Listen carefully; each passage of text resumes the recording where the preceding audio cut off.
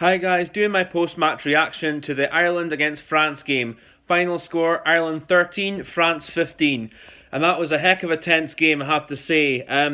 Ireland obviously really disappointed that they didn't make it a win today, so that's two defeats for them. And France, it's two victories for them so far. But like I said, it was a hell of a contest. And in terms of performance, if I were Ireland, I'd be proud of the effort the players put in. But I think the big costly thing was did not turn enough of that pressure into points in the first half, because Ireland were all over the first half pretty much, but only came away with 3 points.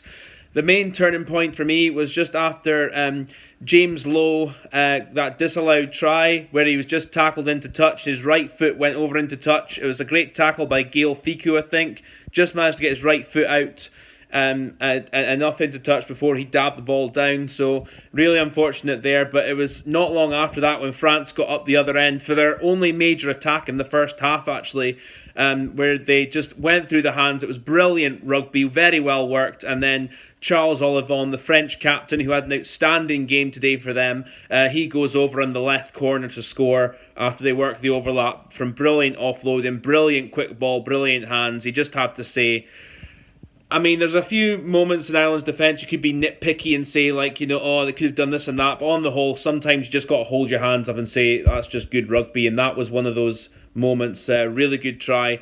In the second half, again, it was a bit harem-scarum. There wasn't really, neither side really got a foothold in it.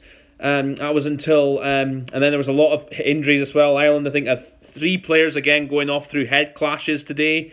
Including Ian Henderson and Cian Healy. I think Henderson came back on. Healy might have done as well. I stand to be corrected there.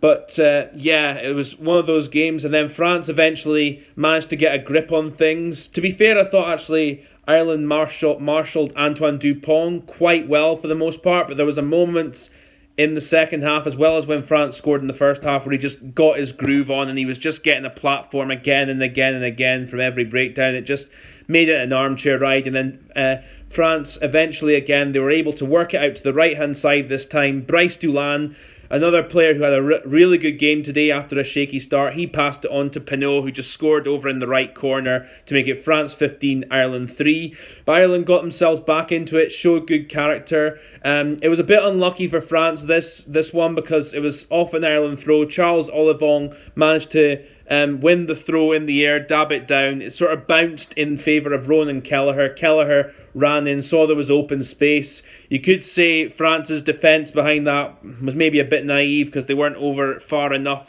Maybe Dulon should have been further over to the left to cover, but he wasn't.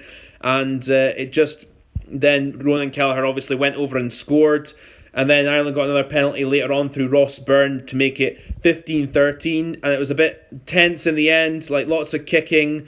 Ireland then had that attack right at the end where they went through the phases. But Sean Edwards' defence clearly drilled into this French team. And it just showed, how well they defended towards the end until they managed to work the turnover and then they just kicked out and that was it. So on the whole, France going forward, they can be very pleased with how they won this game. They showed good grit, good determination, really solid defence for the most part of the game.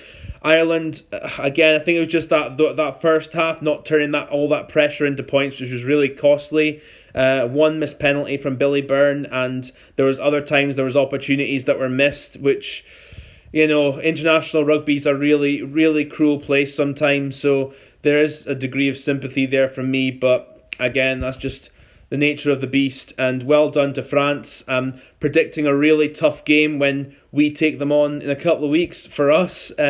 Obviously, going over to Paris, we don't have a great record there at all. But I'm expecting a tough game, and France at the moment looking favourites for the championship.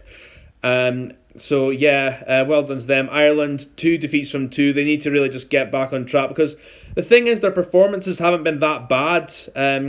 It's just like with 14 men last week, they still put in a great shift and were a bit unlucky at times. And today again, they put the effort, they put in a good shift, but with regards to their attack, I can understand why there's Irish fans saying it was a bit blunt, a bit predictable, and also they made mistakes as well, which didn't help. And France only really needed one or two attacks or serious phases of play worked up throughout the whole game, and they got 2 tries off them. and that's the real difference. So, yeah, commiserations to my Irish chums. Well done to France and my French chums. Hope you like what I had to say, guys. Obviously, 2 weeks till the next championship. I'm going to take a bit of a break from YouTube videos just now. I'm going to do some previews in a couple of weeks' time. But hope you like what I had to say and you enjoy your Valentine's Day. And take care of yourselves for the next couple of weeks up until the next round of matches. And I'll catch you later on.